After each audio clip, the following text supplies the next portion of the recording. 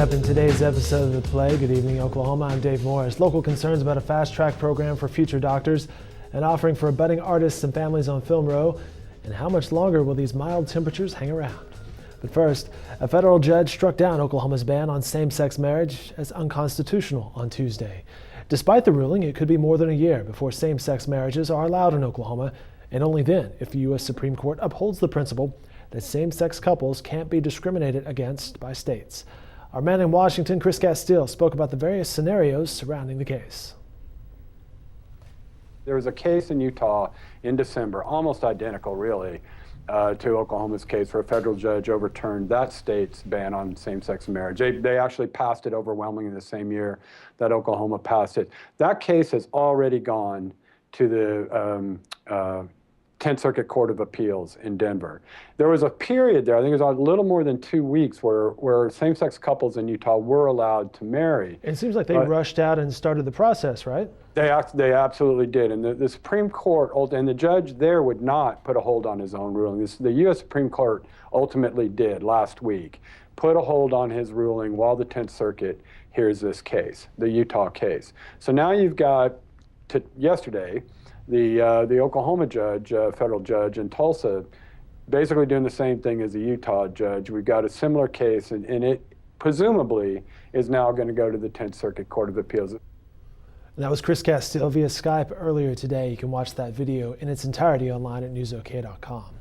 Religion editor Carla Hinton spoke to several religious leaders in the metro about their reactions to the ruling. You can read the full story, along with Chris Castile's articles, in Thursday's Oklahoman. There are a number of schools across the country offering fast-track programs.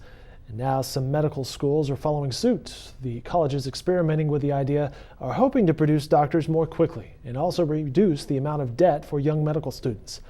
However, the executive dean of the University of Oklahoma College of Medicine questions whether a fast-track program could force young doctors to make quick career decisions. There are consequences that have to be considered. One is that these students would probably have to go year-round in order to get everything in 3 years, rather than having a summer break after their first and second year. Secondly, it will force them to make career decisions very early in their medical education, which they may not be prepared to do.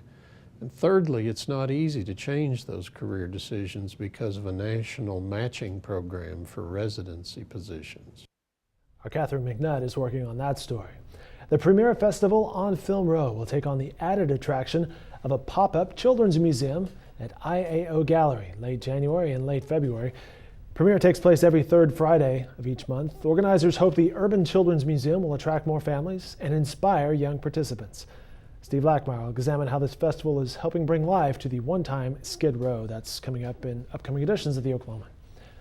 In sports, Reggie Jackson has been thrown into the fire with Russell Westbrook sidelined. And while he's performed admirably, he's showing signs he's capable of carrying the load on the offensive end, but his defense has become a cause for concern. Opposing guards have gone right at Jackson over the past 10 games.